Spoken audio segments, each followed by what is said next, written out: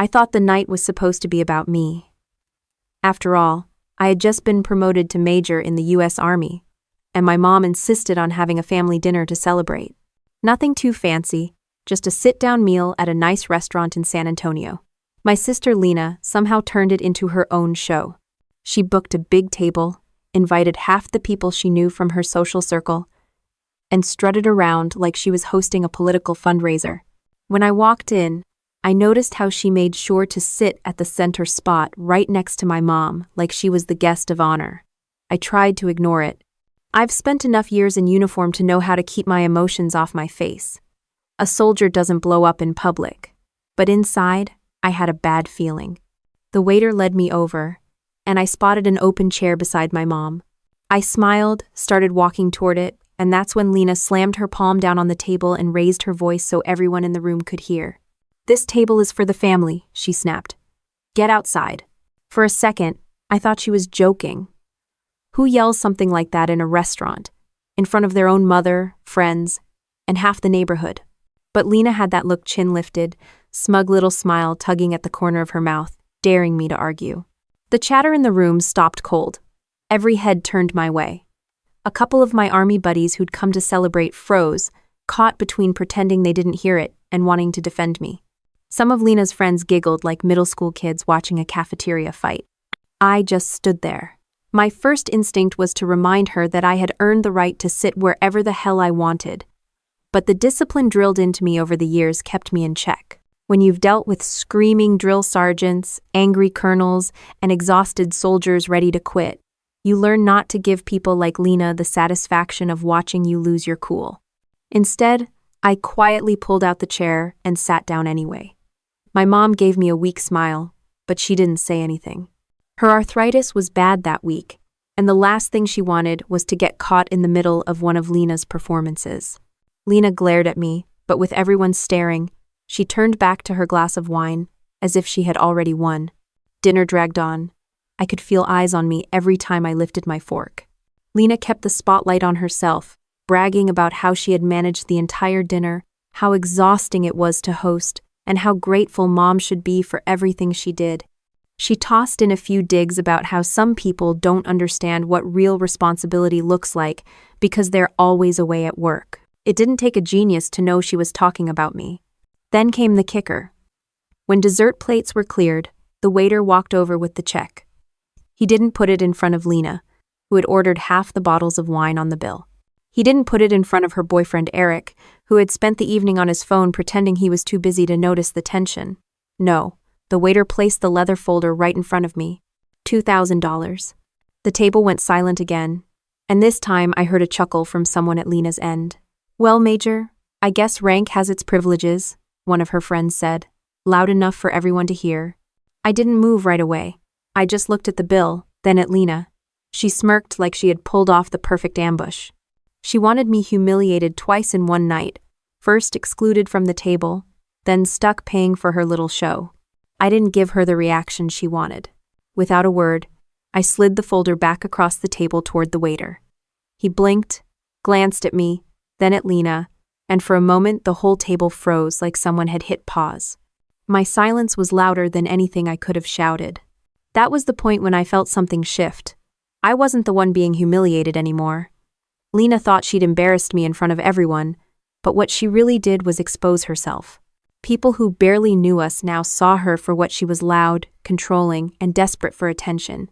I sat back, folded my hands, and let the tension hang in the air. The waiter, clearly uncomfortable, turned and set the bill down right in front of Lena.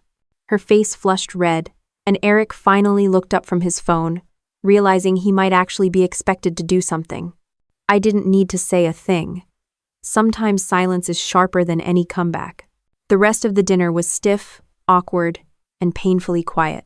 People went back to picking at their food, laughing too hard at small jokes, trying to pretend they hadn't just witnessed a family crack open in public. My army buddies gave me side-eye, the kind that says, "You good?" without words. I gave a small nod. I wasn't good, but I wasn't broken either. Walking out of that restaurant later, I kept my face steady. Years of military training had taught me how to march through storms without blinking, but inside I was boiling.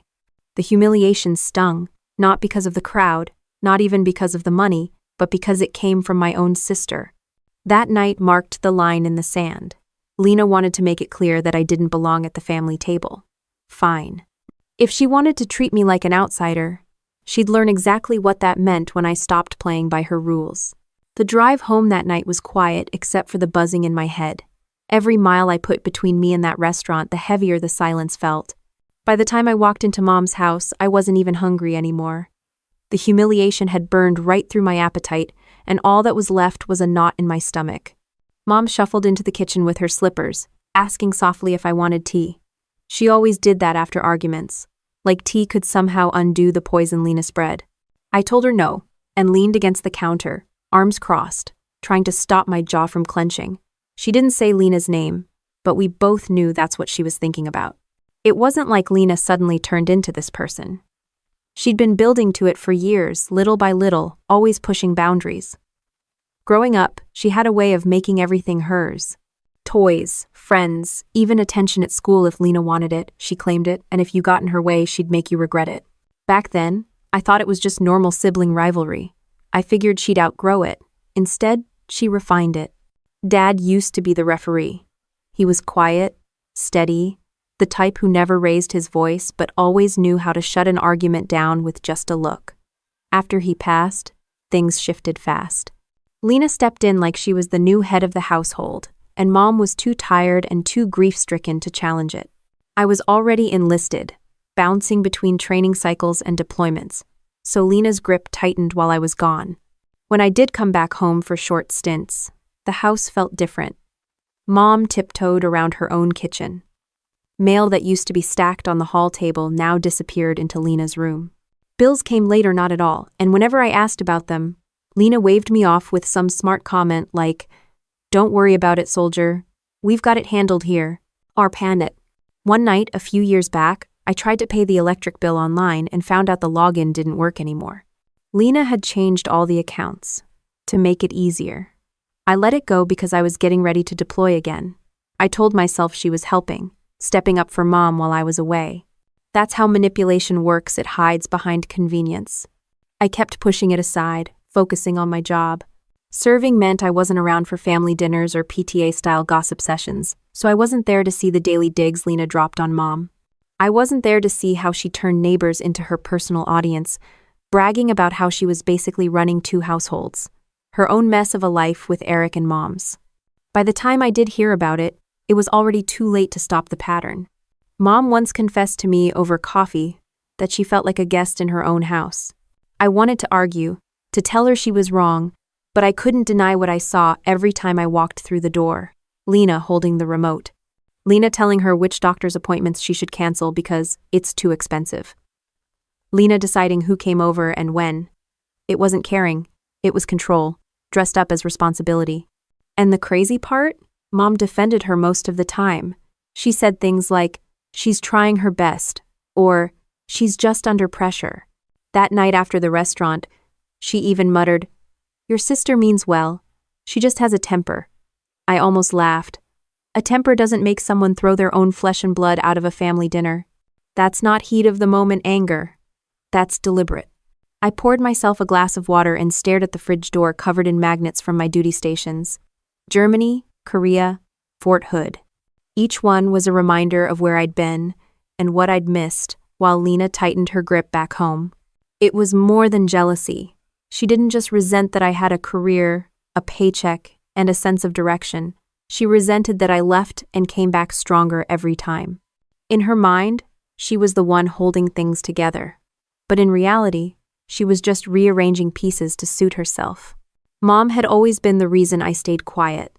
As long as she wasn't in danger, I figured I could handle the jabs, the eye rolls, the passive-aggressive comments. But the look on her face at the restaurant told me she wasn't just embarrassed for me.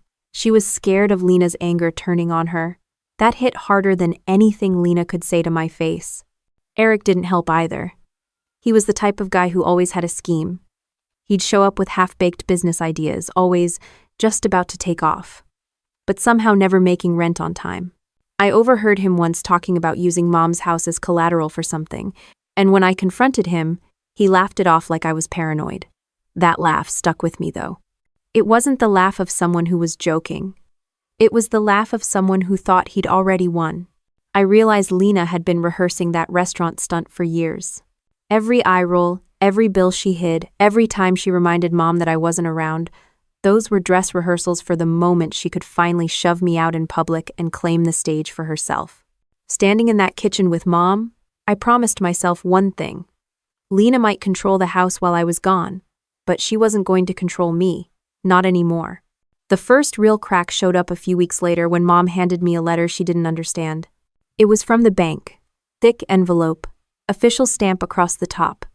She slid it across the kitchen table like it was something toxic. Her voice was quiet when she asked, "Can you read this for me?" The letter was about a late payment on a line of credit. I frowned because I knew Mom didn't have a line of credit. Her only accounts were her checking and savings, the ones she barely touched except for groceries and prescriptions. I read it twice to make sure I wasn't misunderstanding. It was clear. Someone had opened a home equity line of credit, a HELOC, using her house as collateral. The balance was already over $100,000. I looked up at her. She was wringing her hands, waiting for me to explain. My first thought was maybe it was a mistake, some kind of paperwork error, but the pit in my stomach told me it wasn't. "Did you sign anything with the bank recently?" I asked. Mom shook her head so fast I knew she was telling the truth. Lena walked in just then, all casual with her coffee mug, like she didn't hear the tension filling the room. She spotted the letter on the table and her smile froze for just a second before she covered it with a sip of coffee. "Oh, that," she said, waving her hand. "I took care of it. No big deal." "No big deal?" I almost laughed. 6 figures tied to Mom's house wasn't exactly pocket change. I asked her how she took care of it, and she launched into a rehearsed spiel about how she had power of attorney, how she used it to restructure finances, so Mom could be more comfortable. She made it sound like she had done everyone a favor. Mom's face went pale, like she only then realized what power of attorney really meant in Lena's hands. I remembered signing the papers with her a couple years ago, back when I was preparing for deployment. It seemed practical at the time. If anything happened to me, Lena could help Mom handle things. I never thought she'd use it to gamble with Mom's house. I didn't explode right there. Military training teaches you how to control your face even when you want to rip the walls down. I kept my voice steady, asked her what she did with the money. She smiled that smug smile she's perfected since childhood and said it was invested. I asked in what. She muttered something about an LLC, a family venture, and told me not to worry about details I wouldn't understand. That's when my hands started shaking under the table. Not from fear, from restraint. Every instinct in me screamed to call her bluff, to demand receipts, but I knew yelling wouldn't get me the truth. So I just nodded and said, I'd look into it myself. Over the next few days, I started digging. I pulled Mom's mail before Lena could snatch it, opened every envelope, combed through every notice. What I found was worse than I expected. Not just the HELOC, but late fees, overdraft charges, insurance policies being switched around without Mom's knowledge. All of it tied back to Lena's signature under the power of attorney. Mom asked me quietly one night if we were in danger of losing the house. I couldn't bring myself to answer. I just squeezed her hand and told her I'd handle it. Inside, though, I was boiling. The house wasn't just property, it was the last piece of Dad. He built that back porch with his own hands, fixed the roof himself every time it leaked. Losing it because Lena decided to play banker? Unthinkable. One afternoon, I caught Eric in the driveway, talking too loudly on his phone. He was bragging about a cash infusion and how their business was about to explode. I stayed out of sight until he hung up, then asked him directly if he was talking about the HELOC money. He gave me that greasy grin and said, "It's all under control, Major. Don't sweat it." Hearing my rank come out of his mouth like a punchline made my skin crawl. I realized then it wasn't just Lena. She and Eric were a team, and Mom's house was their piggy bank. I took the next step the way I'd approach a mission. Carefully, with evidence. I requested copies of all the bank paperwork. It took some convincing, but when I showed the bank manager my ID and explained I was Mom's daughter, and also on the POA file, he finally pulled them up. Sure enough, Lena's name was everywhere. She'd opened the HELOC 6 months earlier, drawn out $120,000, and funneled it through a shell LLC registered to her and Eric. The LLC had some generic name like Monroe Ventures. Nothing that actually meant anything. No real business, no employees, no product, just a mailbox address at a strip mall and a checking account bleeding money. I drove home with the copies stacked on the passenger seat, my jaw clenched so tight I gave myself a headache. Lena and Eric weren't just irresponsible. They were stealing. From Mom. From me. From the family. That night, I watched Mom sleep in her recliner, soft snore, blanket slipping off her shoulders. She trusted us to take care of her, and here we were, one daughter robbing her blind, the other scrambling to patch holes in a sinking ship. I felt ashamed for ever signing that POA, ashamed I hadn't questioned sooner. But shame wasn't going to save the house. Evidence would. The next morning, I told Mom I was going to run errands, and instead met with a lawyer I knew from my reserve unit, Captain Whitaker. Sharp. No nonsense. The kind of officer who never sugarcoated a thing. I showed him the bank papers. He didn't even blink before saying, "This is elder financial abuse, clear as day." Hearing those words made the situation real in a way it hadn't been before. Abuse. Not bad judgment. Not a family spat abuse. Whitaker said I had two choices. Confront Lena directly or start building a legal case that would stand up in court. He recommended the latter. Quiet investigation, document everything, get witnesses if possible. Walking out of his office, I knew this wasn't just about money anymore. Lena had crossed into criminal territory, and Eric, with his constant business deals, was dragging her deeper. By the time I pulled back into Mom's driveway, Lena's car was already there. I saw her silhouette in the living room window, pacing, phone pressed to her ear. She was probably spinning another one of her stories. For once, though, I didn't feel cornered. I felt focused. I decided to act like I believed Lena's excuses while I moved forward quietly. Pretending to buy her family venture story gave me time to put real pressure where it mattered evidence. That's when I called a private investigator. His name was Samir Patel, a former cop who'd traded night shifts for stakeouts with a camera. He worked out of a cramped office above a pawn shop, the kind of place you'd never notice unless you were looking for it. Samir had seen his share of family messes, but once I laid the paperwork on his desk, his eyebrows shot up. "This isn't sloppy bookkeeping," he said, flipping through the copies of the HELOC withdrawal slips. "This is structured. She's funneling money through an LLC, and that's intentional." I explained the power of attorney, the fact that Lena had legal access. He nodded slowly. Legal access doesn't mean moral or smart. What she's doing fits the pattern of elder financial abuse. You'll need more than paperwork. You'll need to show intent. So we set up a plan.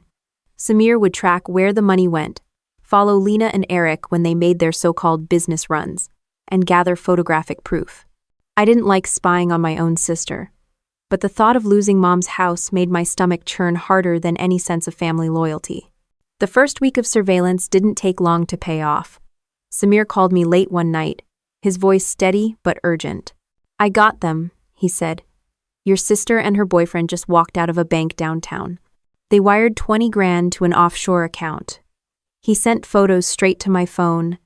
Lena in a blazer she definitely couldn't afford. Eric holding paperwork, both looking smug. Seeing those photos made my hands shake again. Not with restraint this time, but with pure anger. It wasn't just carelessness, they were laundering money like professionals. Samir kept digging. Within days, he traced the LLC to nothing more than a rented mailbox and a bank account that bled money into Eric's personal expenses, casino charges, car payments, and dinners at restaurants Mom hadn't stepped foot in since Dad died. Each receipt was another nail in the coffin of Lena's family venture. Meanwhile, I kept up the act at home. Lena bragged about how she was building something big, and how one day I'd thank her for securing our future. I bit my tongue and nodded, memorizing every word, every slip she made about investors or capital. Mom just looked confused most of the time, asking me quietly if everything was okay. I told her I had it under control, though inside I was counting the days before Lena did something irreversible. Then came the moment that sealed it. Samir called with a recording. In our state, one-party consent meant I could legally record conversations as long as one person knew. He'd managed to catch Lena and Eric talking outside a bar. On the tape, Lena laughed about how easy it had been to use Mom's trust to get the bank loan. Eric joked that Mom would be in a nursing home before she ever figured it out. I listened to that recording 3 times, jaw locked. Hearing my own sister laugh about throwing Mom into a nursing home like she was disposable, it lit something in me I couldn't turn off. Samir didn't stop there. He pulled property records and found out they'd tried to use Mom's credit to secure a lease on a second house for investment purposes. The application was denied, but the attempt was in black and white. It was clear. Lena and Eric weren't dabbling. They were actively scheming, and Mom was their golden goose. I went back to Captain Whitaker with the new evidence. He skimmed the file, eyes narrowing. This isn't just bad behavior anymore. This is fraud. Abuse of POA. Possible wire fraud depending on how far the money traveled. His advice was the same. Build everything piece by piece, airtight. Courts don't deal in emotions, they deal in proof. I felt like I was living 2 lives by day. The dutiful daughter eating dinner with Mom and nodding at Lena's fake smiles. And by night, the soldier collecting intel, prepping for a confrontation that would hit harder than anything I'd faced in uniform. But even with all the evidence, one thing kept nagging me. Lena was clever enough to know when lines were being crossed. Why risk leaving so many trails? The answer came when Samir dug deeper into Eric. Turns out he had a record 2 counts of securities fraud from a few years back.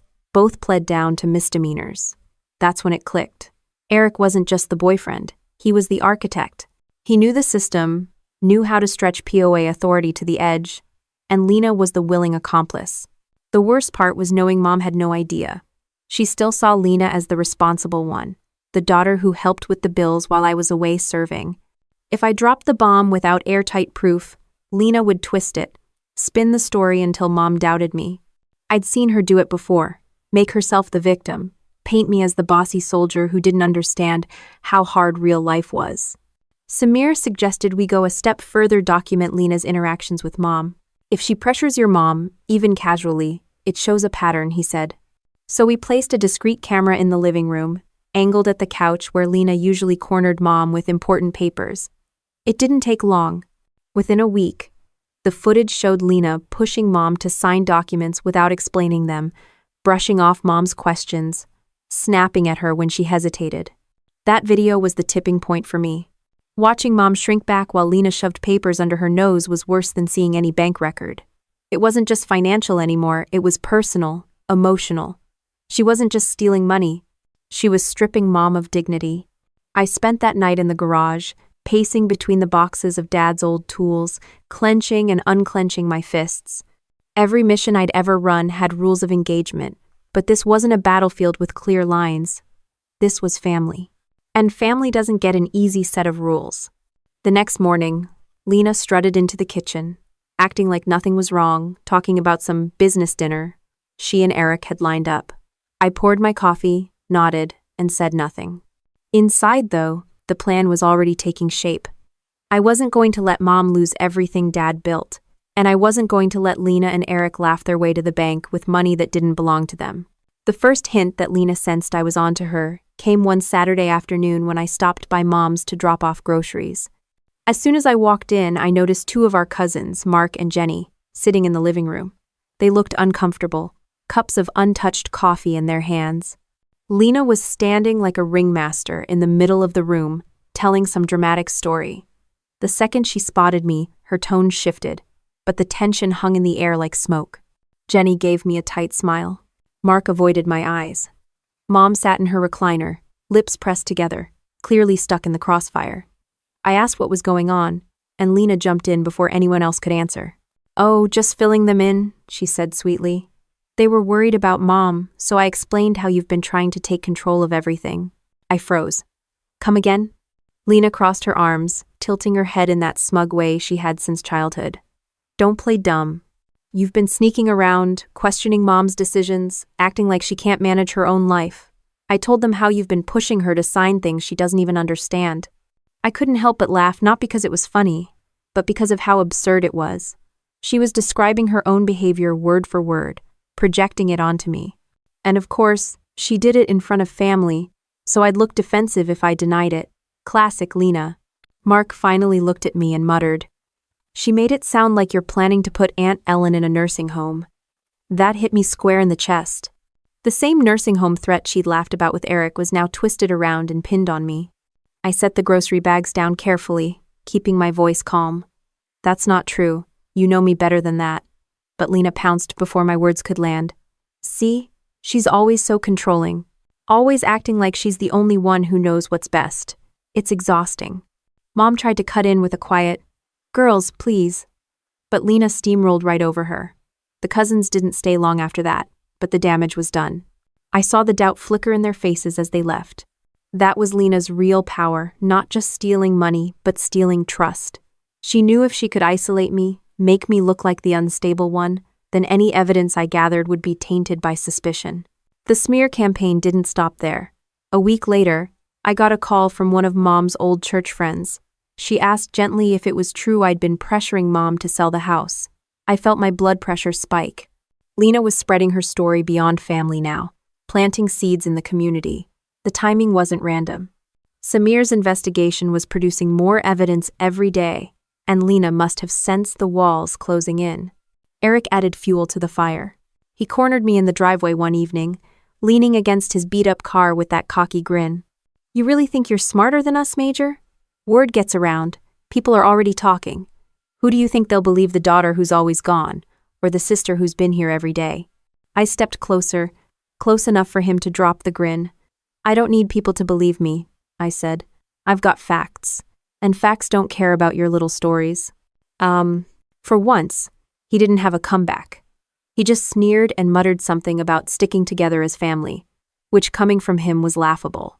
At home, Mom grew more withdrawn.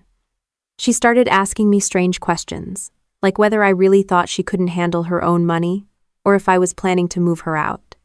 I reassured her again and again, but I could see the doubt Lena was planting had already taken root. It was cruel watching Mom torn between two daughters, one feeding her lies, the other trying to protect her without making her feel powerless. One evening, I walked into the kitchen to find Lena sitting at the table with a stack of papers spread out in front of Mom. Mom looked overwhelmed, pen in hand, while Lena pointed to signature lines. My chest tightened. I stepped forward and asked what she was doing. Lena didn't even flinch. "Just updating some things. Don't worry. It's nothing you'd understand." I snapped back. "Then explain it to Mom, out loud, right now." She smirked. "She trusts me. That's all that matters."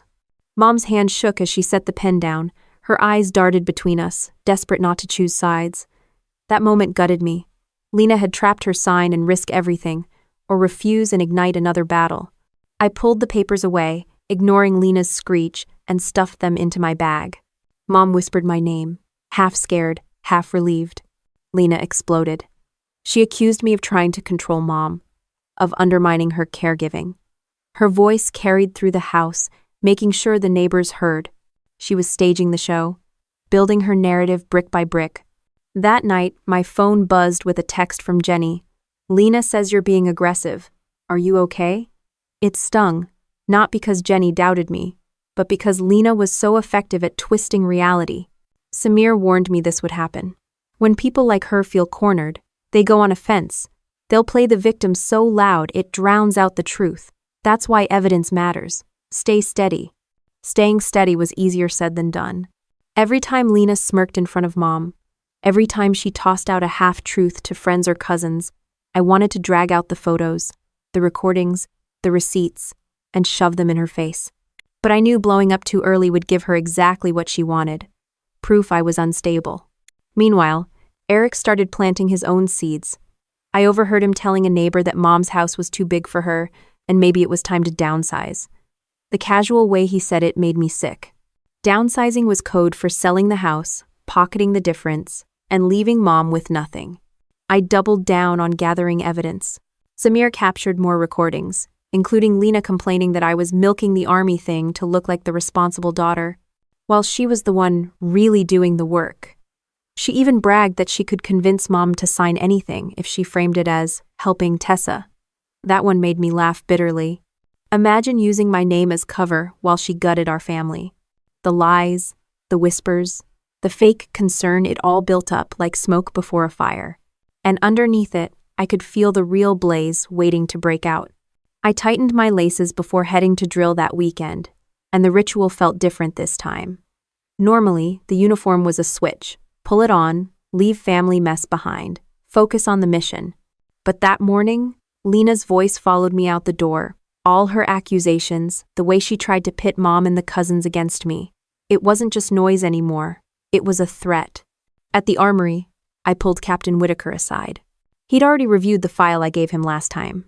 Now I laid out the newest evidence. Samir's photos, the recordings, the stack of papers Lena shoved under Mom's nose. Whitaker listened without interrupting, the way good officers do. Then he leaned back and said, "You're dealing with two fronts: family loyalty and criminal liability. You'll need to decide if you're handling this as a daughter or as an officer who sees abuse of power." I hated the question because the answer was both. "She's my sister," I said, "but she's also robbing our mother blind." He gave me the kind of look that cuts right through excuses. "Then don't confuse compassion with weakness. You've been trained to gather facts, stay calm under pressure, and confront threats directly. Apply that here." His words settled something inside me. For months, I'd been bouncing between fury and hesitation. Now I realized I needed to treat this the same way I'd treat a mission. Discipline first, emotion later. That night, I sat at the kitchen table with Mom while she worked on a crossword. I asked her simple questions: what bills she thought she'd paid, what papers Lena had shown her recently, what she remembered signing. Her answers were vague, foggy, not because she was incapable, but because Lena made sure she stayed confused. That's when I told her the truth, gently but clearly. "Mom, Lena used your power of attorney to borrow money against the house." Her pencil slipped from her hand. She stared at me for a long moment, then shook her head like she wanted to push the thought away. "No, she wouldn't." I slid one of the bank statements toward her. She already did. Her hands trembled as she scanned the page. "Why would she?" I stopped her before she spiraled into excuses. "Because she could, and because Eric knows how to play the system." For the first time, I saw the crack in Mom's defense of Lena. A mix of disbelief and betrayal passed over her face. She whispered, "I thought she was helping me." I leaned in. "She's helping herself, but I promise you, we're not going to lose this house, not while I'm standing." The next morning, I called Adult Protective Services. It wasn't a move I wanted to make, but Whitaker had been right. This wasn't just sibling drama, it was elder abuse. The investigator I spoke with listened carefully as I explained. She asked for documentation, and I faxed over copies of everything: bank statements, recordings, even screenshots of Eric's LLC filings. Within days, APS scheduled an official interview with Mom. When Lena found out, she exploded. She cornered me in the driveway, voice shrill, calling me a traitor for dragging the government into family business. I didn't flinch. I just said, "If you wanted to keep the government out, you shouldn't have stolen from your own mother." End quote. She screamed that I was trying to ruin her life. I almost laughed at the irony. She'd done a fine job of that herself. The confrontation shook Mom badly, though. She cried that night, not because of the investigation, but because her daughters were at war. I sat beside her, holding her hand, reminding her this wasn't about sides. "It's about truth," I said, "and truth doesn't pick favorites." Meanwhile, Eric tried a new tactic. He sent me a text that read, "We can work something out. No need to blow this up." I didn't reply. A second text came. "Think about your career. Army doesn't like scandals." That one made my blood run cold. He wasn't just scheming for money anymore, he was threatening my livelihood. I showed the messages to Whitaker, who told me to document everything and keep my chain of command in the loop if it escalated. Military life teaches you to guard your reputation as carefully as your weapon. I wasn't going to let Eric's slime trail touch mine. Samir added another piece to the puzzle. He traced withdrawals from the HELOC directly to casino markers in Eric's name. So not only were they draining Mom's equity, they were gambling it away. I stared at the receipts, thinking of Dad's hands sanding the porch rail, every nail he hammered into that house. They'd turned his work into poker chips. Still, I kept my cool in front of them. When Lena bragged at Sunday dinner about her business growing, I smiled and asked what their profit margin was. She stammered. Eric jumped in with some nonsense about early-stage investments. I pretended to be impressed while mentally filing away every detail for the case. The balance was hard being daughter, soldier, investigator all at once. But discipline kept me steady. I woke up each morning, laced my boots, and reminded myself, facts over feelings. Lena thrived on chaos, but I thrived on order, and order was exactly what would bring her down. I didn't tell Mom everything. I spared her the worst of the details Eric's record, the offshore accounts, the casino trips. She didn't need that weight. What she needed was assurance, and I gave it to her every day. You're not losing your home. Not to them. One evening after drill, I stopped by Whitaker's office again. He spread all the evidence out across his desk, lining it up like pieces of a battle map. You've got more than enough to prove abuse, he said. Next step is timing. You want to make the confrontation public enough that she can't spin it, but safe enough that your mom doesn't collapse under the pressure. I nodded, already picturing the opportunity. Lena loved attention. She thrived on being the star at family gatherings. If there was ever a moment to pull the mask off, it would be then.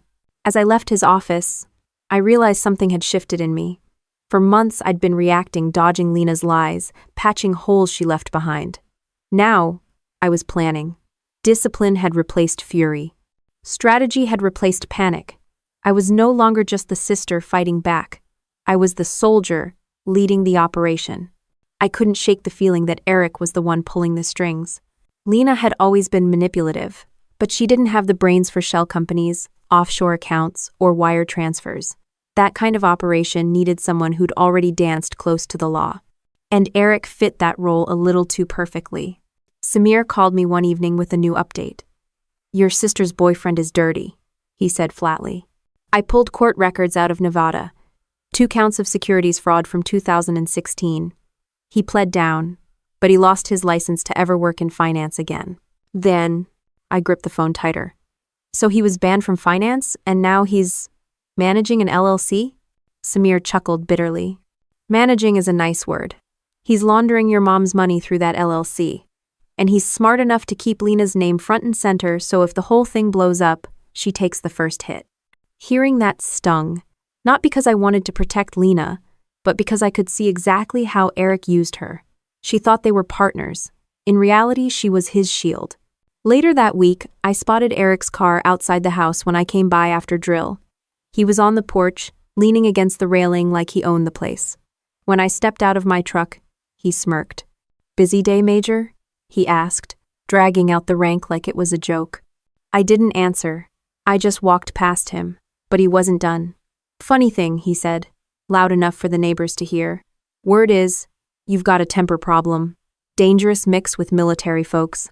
People might start wondering if you're stable. I froze mid-step.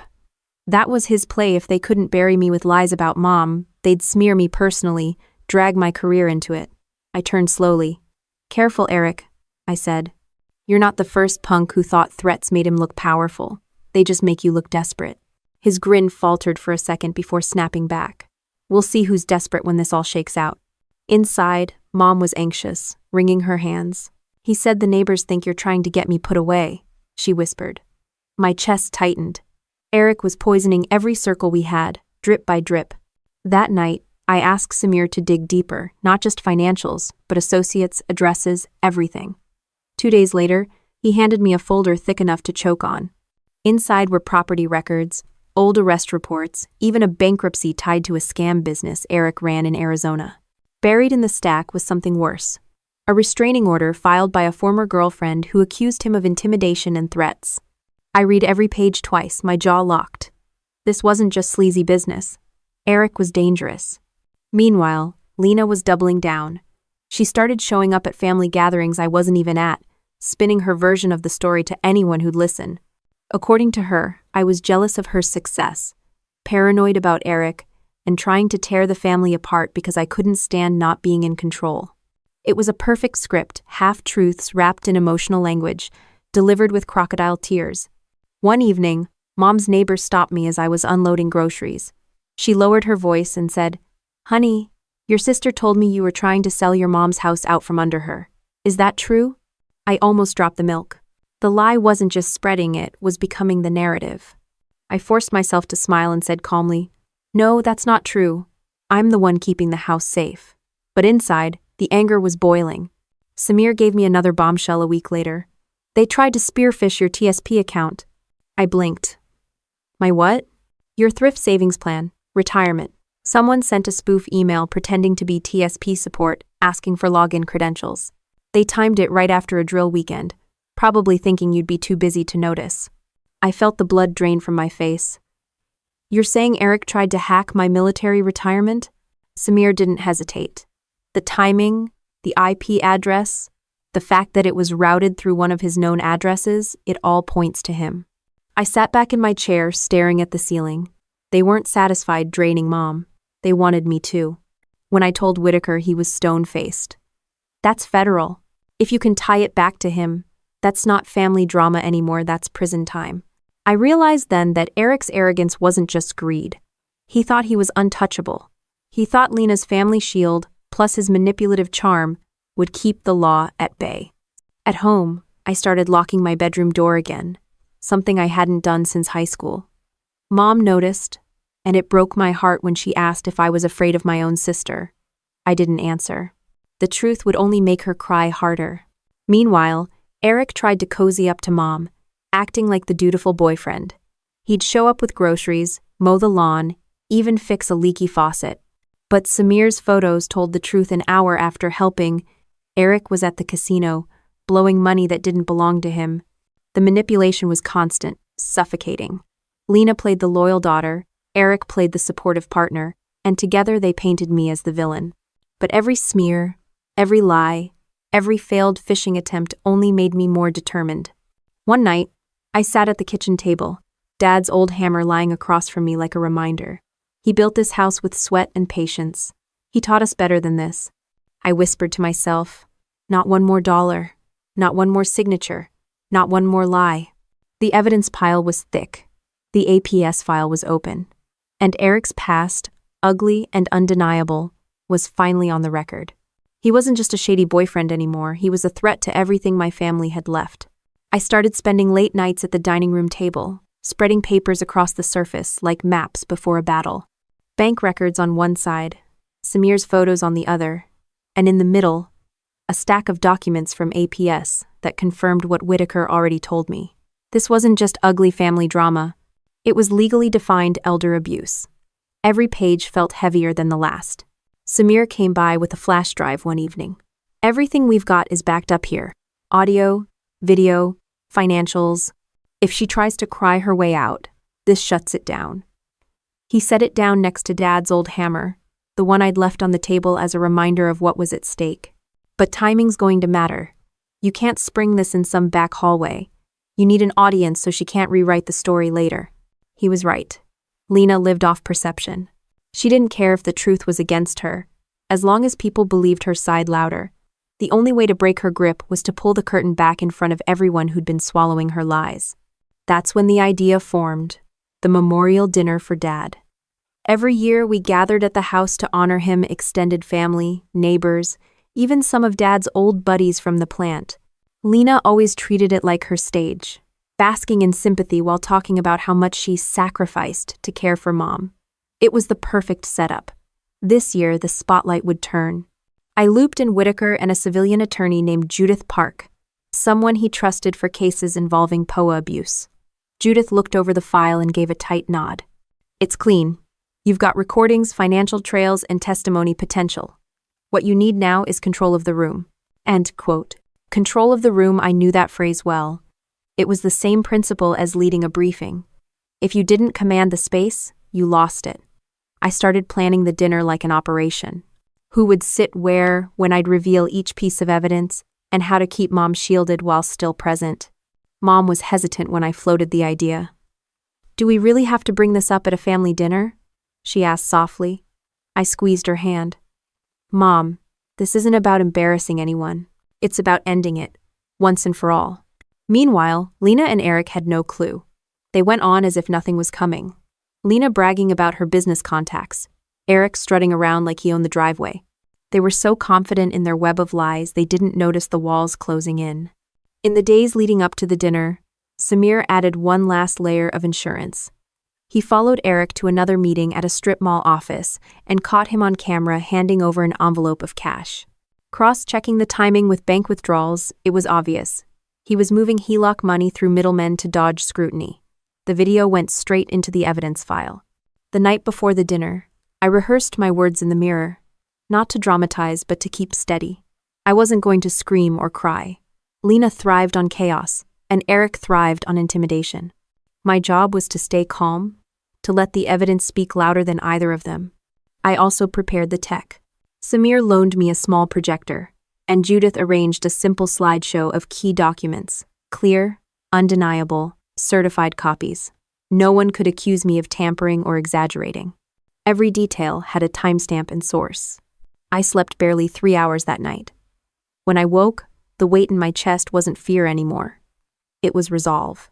The day of the dinner, Lena showed up early in a new dress, all smiles, acting like she was hosting instead of mom.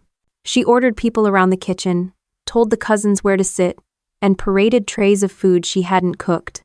I watched her play the role, all sweetness to the guests, poison in private.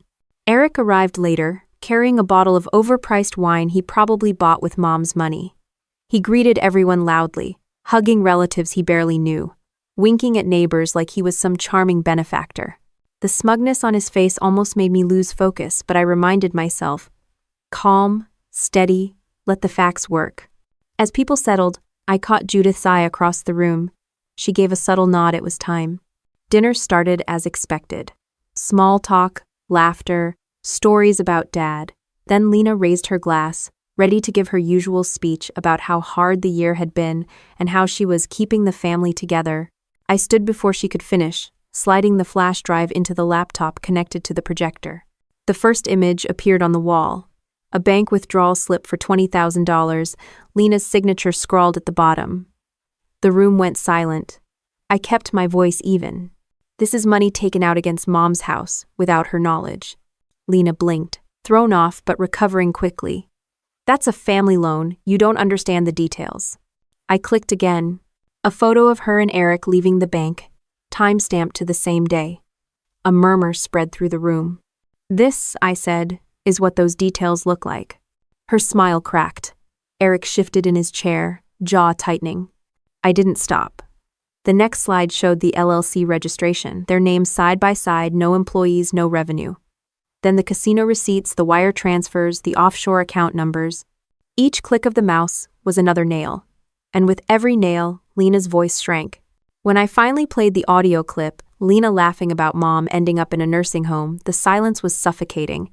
Even the neighbors, who'd been buying her stories for months, looked horrified. Mom's eyes filled with tears, but she held my hand tight. Eric tried to bark back. This doesn't prove anything. Anyone can make fake recordings. Judith stood then, calm as stone. Certified copies, chain of custody intact, and admissible in court. The room turned on him instantly. People he'd been charming for years now stared at him, like the fraud he was.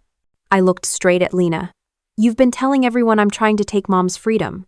The truth is, you've been stripping it from her every day, one signature at a time. Her mouth opened, but no words came out. For once, Lena had no script. The room was so quiet I could hear the hum of the refrigerator from the kitchen. All the chatter, all the laughter that had filled the house minutes earlier was gone. Eyes darted between the projector screen, Lena's frozen smile, and Eric's clenched jaw. I let the silence sit before speaking again. This isn't a misunderstanding. It isn't a family loan. It's theft. It's manipulation. And it's abuse. Lena shot up from her chair, her wine glass trembling in her hand. How dare you humiliate me like this in front of everyone? You think you're some kind of hero because you wear a uniform? You don't even live here. You have no idea what it takes to keep this family running. Her voice cracked halfway through, the mask slipping. A few cousins flinched at the outburst. Mom just stared at her, tears still wet on her cheeks. I didn't raise my voice. Keeping a family running doesn't involve wiring money to casinos or plotting nursing homes for your own mother. Eric slammed his palm against the table. This is slander? None of this would hold up in court. Judith, seated calmly near the end of the table, leaned forward. On the contrary, it already does. Certified documents, video surveillance, audio recordings. It's airtight. If you'd like to test it in court, I'll be filing tomorrow morning." A murmur rippled through the room. The neighbors whispered to each other. Some of the cousins nodded quietly, as if puzzle pieces were finally falling into place. Lena tried one last angle. She dropped into a chair and covered her face with her hands, shaking her shoulders in mock sobs. "All I ever did was try to help. Tessa has always hated me, and now she's destroying me in front of my family." Mom's voice, soft but firm, cut through the performance. "Stop it, Lena." Everyone turned to her. She wiped her eyes and looked directly at her oldest daughter. "I believed you. For years I believed every word. But no more." Lena's sobs stalled instantly. She peeked through her fingers, shocked that Mom hadn't played along. I pressed the point. "This isn't about me versus you. This is about Mom's safety, her home, her dignity. And you threw all of that away for greed." Eric stood, knocking his chair back, trying to redirect. "This family doesn't understand business. You're all stuck in the past. We were building something bigger than this crumbling house." Judith clicked the projector once more. The screen filled with the video of Eric sliding cash across a table at the strip mall office. The timestamp matched a withdrawal from the HELOC. Gasps filled the room. "This," Judith said sharply, "is money stolen from Ellen Monroe's home equity being laundered through a shell operation. You can call it business if you want. The law calls it fraud." Eric's face drained of color. His mouth opened, but nothing came out. I stepped closer to the table, my boots echoing on the hardwood. "For months, you both tried to paint me as paranoid, jealous, controlling. You spread lies to our family, to our neighbors, even to Mom. But here's the truth. You abused a legal document, you drained bank accounts, and you gambled away our father's legacy, and now everyone can see it." The projector light flickered across Lena's face, highlighting the panic that no amount of fake tears could hide. Cousin Jenny finally spoke up. "Lena, you told us Tessa wanted to force Aunt Ellen into a nursing home. But that was you." Her voice broke, but she didn't look away. "You lied to all of us." Lena sputtered. "You don't understand." "No," Jenny cut her off. "We understand perfectly now." The shift in the room was palpable. People who had walked in ready to believe Lena were now leaning away from her, their sympathy gone. Eric tried one last desperate move. He pointed at me, voice shaking. "She set us up. The army trained her to do this. Surveillance, spying, manipulation, it's second nature for her." That almost made me laugh. The army trained me to protect people, to stand up to bullies, and tonight, that training finally came in handy. The crowd wasn't buying his excuses. Neighbors whispered words like disgusting and criminal. Even Mark, who had seemed doubtful before, stood and shook his head at Lena. "Dad trusted you with this house. You dishonored all of it. I calls it." The weight of the truth finally cracked the performance. Lena dropped her act completely, rage twisting her face. She jabbed a finger at me. "You think you've won? You think this makes you better? You'll regret this, Tessa. You don't know what you've started." I didn't flinch. "What I started was stopping you." The room fell quiet again. But this time, it was different. It wasn't shock, it was clarity. Mom rose slowly from her chair, gripping the table for balance. She looked first at me, then at Lena. Her voice was steady. "I want the power of attorney revoked. Effective immediately." Judith nodded. "That can be arranged, Mrs. Monroe." Lena's eyes went wide. For the first time, she realized she'd lost control completely. I placed the flash drive back in my pocket and shut the laptop. The evidence had done its job. For years, Lena had controlled the narrative. But tonight, the story belonged to the truth. The fallout began almost immediately after that dinner. Once the projector went dark and people began filing out of the house, whispers turned into phone calls, and phone calls turned into formal complaints. Neighbors who had once smiled politely at Lena now avoided her altogether. Cousins who used to parrot her stories started texting me, apologizing for believing her. The lies collapsed faster than I expected. Judith wasted no time. The next morning, she filed the petition to revoke the power of attorney in county court. She included every piece of evidence: the HELOC withdrawals, the Shell LLC, the casino receipts, the recordings, even Eric's shady past. APS backed the petition with their own report, documenting Mom's vulnerability and Lena's exploitation. The case was airtight. When the sheriff's office delivered the notice, Lena threw a fit so loud the entire block probably heard it. She stormed into Mom's house, demanding to know how I could betray her like that. Mom, to her credit, didn't back down. She looked her oldest daughter in the eye and said, "You betrayed yourself." Eric tried to play tough in the days that followed. He called me one evening, voice low and threatening. "You think you can bury me with paperwork? I've been through worse. Judges don't scare me." I didn't bother raising my voice. "It's not the judge you should be worried about. It's the bank. It's APS. It's fraud investigators who live for cases like this. They don't care about family drama, they care about prison sentences." He hung up without another word. The bank moved quickly once the petition landed. They froze the HELOC account, cut off access, and launched their own review. I met with the branch manager in person, a man who had once believed Lena's polished act. His tone was different, now cautious, almost embarrassed. "We should have caught this earlier," he admitted. "The withdrawals, the shell company, it's a clear abuse of POA." They flagged Lena and Eric with the bank's fraud division, which meant no more easy loans, no more fast withdrawals, and a long uphill climb if they ever tried again. The county court hearing was scheduled within 2 weeks. It wasn't a drawn-out trial, but the room still filled with tension. Lena showed up in a blazer 2 sizes too small, trying to look respectable. Eric trailed behind her, avoiding eye contact. On our side, Judith sat poised with her folders. APS had their investigator ready, and Whitaker had quietly shown up in uniform, a silent reminder of credibility. The judge reviewed the evidence carefully, his brow furrowing deeper with each document. Lena tried her usual theatrics, crying about being misunderstood, about how she was just helping her mother. The judge cut her off mid-sentence. "Helping does not involve gambling away a senior citizen's home equity," he said flatly. Eric leaned forward, attempting to interrupt, but Judith slid the restraining order from his past across the table. The judge's eyes narrowed. "You failed to disclose this history while involving yourself in financial decisions for this family. That is a serious omission." In less than 30 minutes, the decision was made.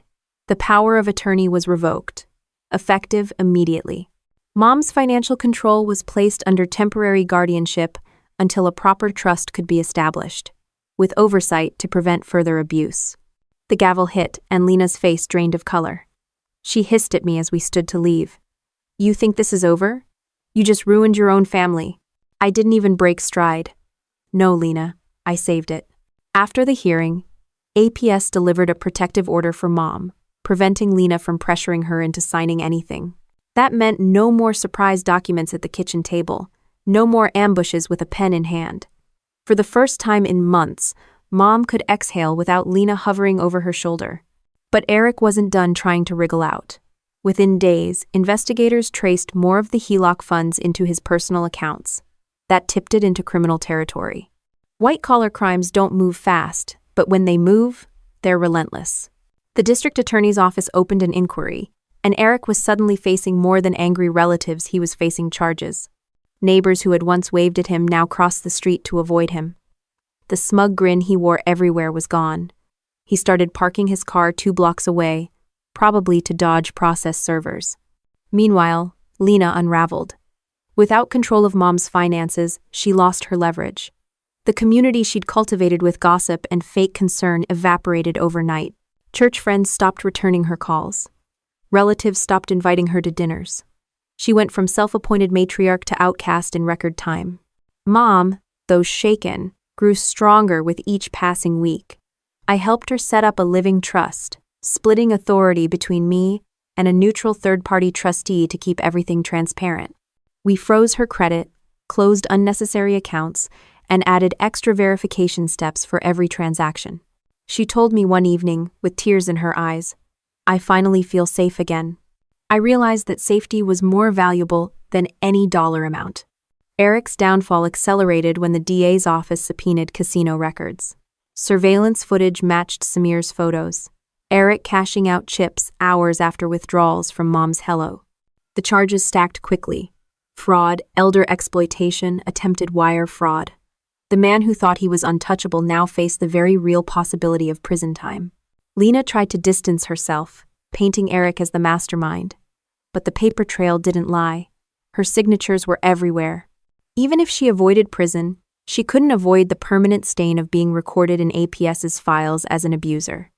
That alone was enough to strip her of any legal authority over Mom or anyone else ever again. The irony wasn't lost on me. For months, Lena and Eric worked tirelessly to destroy my credibility, whispering that I was unstable, dangerous, controlling. In the end, their own actions screamed louder than any lie they spread. One quiet evening, I sat on the porch with Mom, the sun setting over the house Dad built. She looked at me and asked, "Did I raise you girls so differently?" I thought about it before answering. "You raised us both with love, but choices shape people more than upbringing. And Lena chose wrong." Mom sighed, leaning back in her chair. "I just wish I'd seen it sooner." I placed my hand over hers. "You trusted her. That's not a flaw, Mom. That's kindness. She's the one who turned it into a weapon." The legal battles weren't completely over. Eric still had arraignments ahead, and Lena had to deal with the financial mess she'd helped create. But for the first time, the tide had turned fully in our favor. The house was safe. Mom was protected. The power Lena once wielded had been ripped away, replaced by accountability she couldn't dodge. For years, she had used shame and manipulation to silence me. Now, the truth had spoken louder than she ever could. The courthouse smelled faintly of old paper and stale coffee the morning Eric's arraignment hit the docket. I sat behind Mom, hands steady on her shoulders as we waited for the judge to enter. Lena showed up too, though she kept her distance, pretending she was there, just to support her boyfriend. The irony was thick, supporting him while he was charged with elder financial abuse, bank fraud, and wire fraud. The prosecutor didn't waste time. They laid out a timeline of withdrawals, matched with casino cash-outs and Eric's bank deposits. Screens lit up with footage of him at slot machines, stuffing cash into machines and cashing out minutes later. Then came Samir's photos, time-stamped, showing Lena with him at the bank the same morning of one of the largest withdrawals. Eric tried to look smug, but the sweat beating at his temples betrayed him. His attorney stammered through a plea for leniency, claiming Eric never intended to harm anyone. The judge raised an eyebrow. $120,000 says otherwise. Bail was set high enough that Eric wouldn't be walking free on pocket change. The gavel cracked, and Eric's expression shifted from arrogance to panic. Outside the courthouse, reporters circled like hawks. One shoved a mic toward me, asking how it felt to watch my own sister's partner face charges. I answered plainly, "Justice doesn't care about titles or relationships. It cares about actions." The clip aired on the evening news, and for once the community saw Lena not as the victim she pretended to be, but as the accomplice she really was. Protective orders followed swiftly. Lena was barred from contacting Mom without legal counsel present. The document spelled out every restriction: no texts, no surprise visits, no asking, just to borrow something. She was furious, pacing in front of the courthouse like a caged animal. She screamed at me, "You poisoned everyone against me." I didn't raise my voice. "You did that yourself." The weeks that followed felt like the quiet after a storm. APS closed their investigation, labeling the case substantiated elder abuse. That phrase alone carried weight. It meant Lena's name was now in state records, flagged permanently. No chance of ever becoming a guardian for anyone. No chance of running her manipulative routines again with the blessing of legal authority. Eric's world collapsed even faster. His employer, a construction subcontractor in Phoenix, fired him the moment the DA's charges became public. Word spread quickly, and his reputation tanked. He went from boasting at neighborhood barbecues about business ventures to being a cautionary tale whispered in coffee shops. The sheriff's office even found forged documents tied to his LLC. He had tried to falsify invoices to justify the missing HELOC money. That added forgery charges to his pile, and suddenly his "I've been through worse" bravado looked laughable. Meanwhile, Lena scrambled to reinvent herself. She tried to gather sympathy at church, painting herself as the sister caught in the middle of a vendetta. But parishioners weren't buying it. Too many had seen her explode at me in public, too many knew about the protective order, and too many had watched the evening news coverage. She was no longer a queen bee, she was radioactive. I'll admit, part of me expected her to double down, to launch smear campaigns or cook up wild accusations. but she didn't have the resources anymore. Her credibility was shot, her access to Mom's accounts was gone, and Eric was too busy fighting to stay out of prison to help her stage new schemes. The most surreal moment came during a follow-up meeting with Judith. She leaned back in her office chair, tapping a file. "You know, Tessa, this is the kind of case law professors love. Family, fraud, betrayal, military service, elder abuse, it's textbook." She smirked. "You've got yourself a perfect storm." I thought about that as I walked out of her office. She was right. This wasn't just about saving money or property, it was about dismantling a system of lies built on family ties. Mom's relief was visible in her daily life. She no longer jumped when the phone rang, no longer whispered in case Lena overheard. She baked again, humming as she worked in the kitchen. She even pulled out Dad's old vinyl records, filling the house with music that had been silent for years. Watching her reclaim her peace was the biggest victory of all. Still, justice had to be thorough. The DA eventually offered Eric a plea deal, 5 years in state prison with the possibility of parole after 3, plus restitution payments. He took it, probably realizing the alternative meant a decade or more. Lena wasn't charged criminally, but she was named repeatedly in testimony. Her signature on withdrawal forms, her presence in surveillance footage, her hand in creating the LLC, all of it lived forever in court records. The final reckoning came during a civil suit hearing. Judith pushed for restitution, demanding repayment of stolen funds. The court ordered Eric and Lena jointly liable for over $80,000, though everyone knew collecting it would be like squeezing blood from a stone. Still, the judgment was symbolic. A legal stamp branding them both responsible. That night, as I locked up Mom's house, Lena appeared in the driveway. She looked smaller somehow, shoulders hunched, eyes hollow. She spat venom through clenched teeth. "You'll regret this. One day, you'll see what it feels like to have nothing." I didn't flinch. "I've already seen it, Lena. You created it for Mom, and I'll never let you do it again." She didn't answer. She just stood there until the sheriff's deputy accompanying me reminded her about the protective order. She backed away slowly, muttering under her breath, and disappeared into Eric's old truck. Walking inside, I found Mom sitting at the kitchen table, tea in hand. She looked up and said, "You did it, Tessa. You saved us." I sat down across from her, suddenly feeling the weight of months of battles catch up to me. "No, Mom, we saved ourselves. Together." The legal side was almost over, but the real victory was deeper. Lena no longer had power. Eric no longer had access. The lies no longer had control. Morning sunlight streamed through the kitchen window as Mom slid a plate of pancakes across the table. She hadn't made breakfast like that in years, not since Lena had taken over the house with her endless lists of what was acceptable. Now there was no one hovering to criticize, no one snapping about calories or appearances. Just the smell of butter and maple syrup, the kind of peace we hadn't known in far too long. We spent the next weeks finalizing the living trust.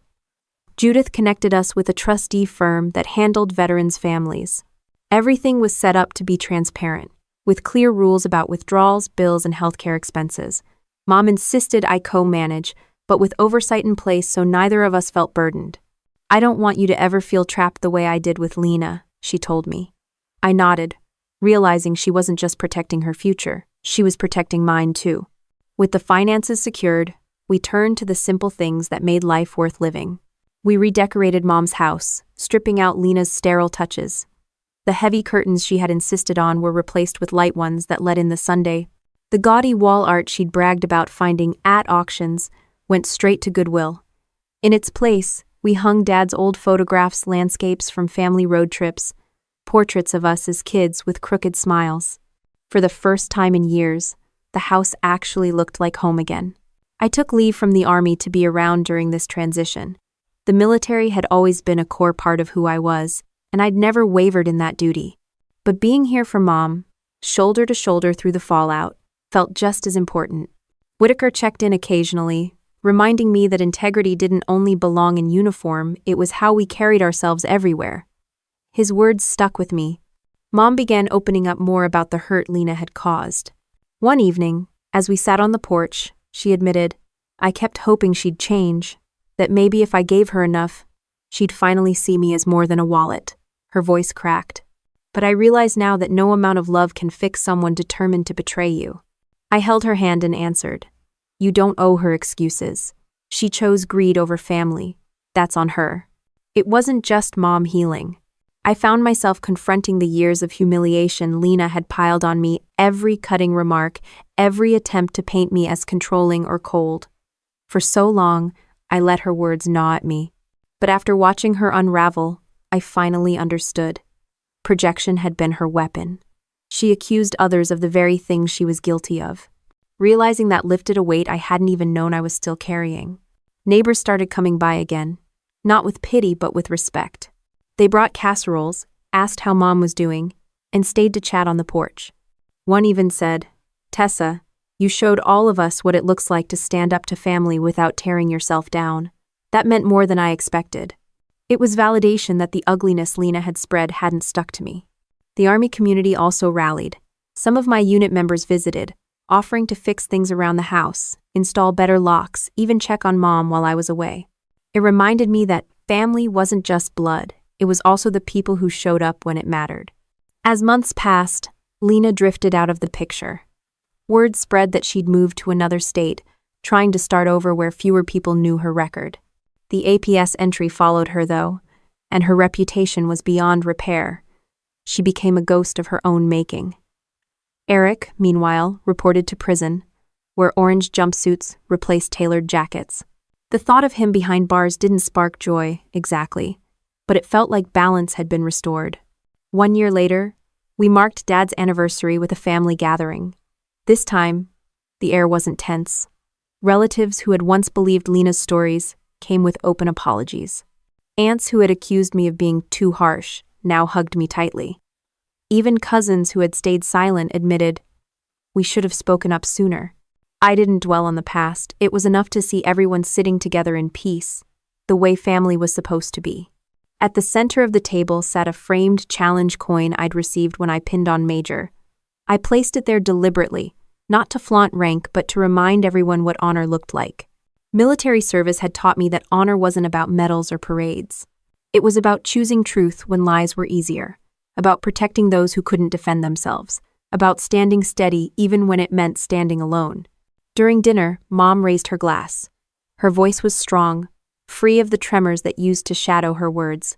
To family not the kind bound by papers or poisoned by greed, but the kind that fights for each other. Glasses clinked, and in that moment, it felt like we'd finally rebuilt what Lena had tried to destroy. After everyone left, I stayed behind with Mom to clean up. She smiled as she stacked plates and said, "I don't feel afraid anymore." I realized she meant more than just finances. She meant Lena's shadow no longer haunted her. Later that night, I stood alone in the backyard, staring up at the stars. I thought about the journey from humiliation in that restaurant to this quiet victory. It hadn't been easy. It had cost time, tears, and trust. But we had made it. We had turned betrayal into a lesson, chaos into structure, and shame into strength. And as I looked back into the warm glow of the house, Mom humming in the kitchen, the photographs on the walls, the challenge coin on the table, I knew we hadn't just survived Lena's schemes. We had built something stronger in their place. Looking back now, I realized that none of this was really about money.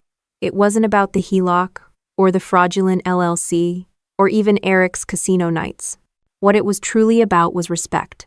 Respect for the people who raised you, for the sacrifices that built the foundation of your life. Lena lost that respect the moment she treated our mother like a burden instead of a blessing. And once you cross that line, once you decide greed matters more than family, it's only a matter of time before everything crumbles. For me, this battle was never optional. The Army trained me to face hard choices, but it was being my mother's daughter that made me step into that fight. Protecting her wasn't a duty I could walk away from. It was who I am. What surprised me most wasn't Lena's betrayal. Deep down, I'd seen the cracks forming for years. What surprised me was the strength Mom found once the truth came to light. She didn't just survive losing her oldest daughter to lies and manipulation, she stood taller because of it. Watching her rediscover her voice reminded me that resilience doesn't belong only to soldiers. It belongs to anyone who chooses truth over fear. The house feels lighter now. Not just because the locks are changed and the finances are secure, but because the weight of deception is gone. We eat together, laugh without tension, and plan for the future without dread. If there's one thing I'll carry forward, it's this. Honor isn't a medal you pin on a uniform. It's the quiet decision, day after day, to defend what matters most. For me, that was my family. And though the scars of betrayal will never fully fade, neither will the proof that we overcame it with truth, with strength, and with the kind of love no scam can ever steal.